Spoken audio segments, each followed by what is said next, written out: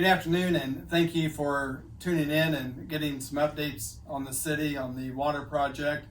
Gary Oakes will be explaining some details of what's going to happen next week as they move around the square.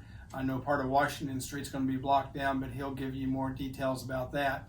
It's been a good week for the city of Martinsville. We were out working on Burton Lane. We had a hard close on that Monday morning. We're very fortunate the LaFerry Group were able to get in. They finished that. We had planned on having this Burton Lane closed until today. They got in, did the work, and we're out of there Wednesday evening. So we only had it closed for 3 days. So we're very appreciative to the LaFerry Group, and also for the citizens understanding why we had to have the hard closure there for their safety working around the turn. They've addressed some of the drainage issues that we had along the inside part of the road there. They put in a new culvert. They put a base down to widen the road.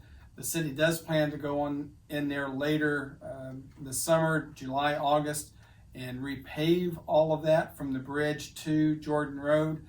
And hopefully we'll be able to widen it, maybe a couple of feet, stripe it, and make that road a little bit safer. Afternoon. Hey, I'm Gary Oakes. I'm going to bring you up on some of the things that are going on around town right now. Some of you may be really interested in, some of you may not care about. Let me tell you, the first ones the majority may be interested in at some point is if you're over on 39 near where Sergeant Pepper's is, Ace Hardware is, that entrance from the backside of 39, you'll see on the southeast side the Taco Bell going up. And it's already framed out and you'll see it in position. You should know that immediately across the driveway is where the new McDonald's is going to appear. So that corner of town's getting some activity right away. The next place I'll tell you about you see work going on is up in Grand Valley Boulevard, the new drug treatment center. They've skinned that ground already and that process is coming together really quick. That's Capital Construction, and there's the large buildings, about 34,000 square feet, and then the two smaller buildings, a little over 4,000 square feet apiece, that'll go on that site. So that project's moving along really quickly at this point. You all drive up and down and see what NDOT's doing out on the road, and I may have seen and not known what you were looking at. See those white foam blocks there? That's called geofoam. And geofoam is used as filler. You might call it beadboard. You might call it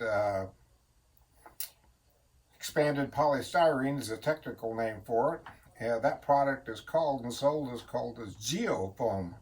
And what's happening up there, and that you'll see that stacked up at 252 at that intersection. The bridge and the new road is going to be elevated there. That's more weight on the soil down below. In that particular area, there's about 80 or 90 feet of sand, and below that sand is a quaggy, squishy layer of clay that's not able to support more load than it has over the years. So if we're going to add this load to the top, we have to take away some load down below. So below the road level, rather than bringing all that dirt back in there, well, we'll offset that with this geofoam. So they'll stack up that white foam blocks that you saw.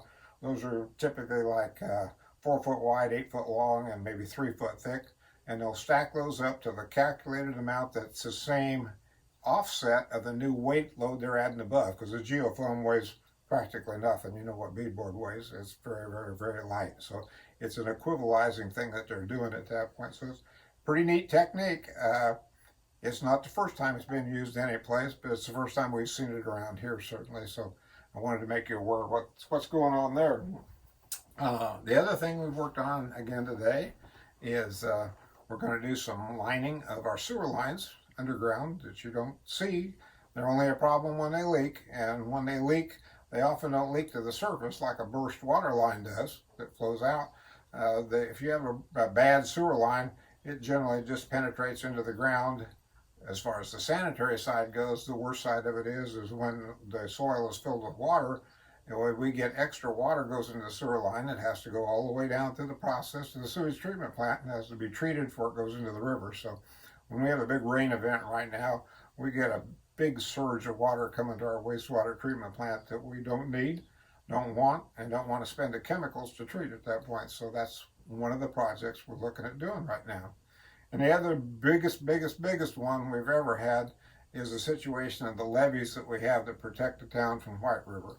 We have technically two levees. One goes to the north of the 39 bridge, and that's designated as an NDOT levee. And it's in pretty good shape. Not good enough shape, but in pretty good shape.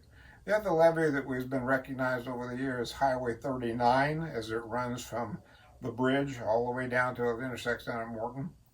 And that portion of the road is not high enough according to the new FEMA standards. We need, technically they want not just a 100-year event, but they want 3 feet over a 100-year event. So something has to be done, because what's happening right now is FEMA has hired a subcontractor that's remapping our levees and our town. And what's going to happen is those levees are not going to be accredited in the future. If they're not accredited, then we're going to experience as big increases in federal flood insurance that many of you carry. So that's what we're working on as a solution to that right now. You can just imagine there's a lot going on right now, and I was glad I could give you a few updates, but talk to you next time. Thanks. Spring is here in Indiana. We had a great snowfall on Tuesday. Fortunately, it didn't last long. It didn't accumulate on the roads, but it was just strange to see snow and tulips. That's something we're not accustomed to seeing. But a lot of great things keep happening in our city. Appreciate the comments. If anybody has questions, please call City Hall. That's 342-2861, option 3, extension 7. That'll get you to Mac Porter. Leave your question if he's not available to answer the phone. And you can also send your questions electronically to the City of Martinsville, and we will get back to you. Thank you for your cooperation. Be safe, keep social distance, wash your hands, and please be patient as we continue along with the 69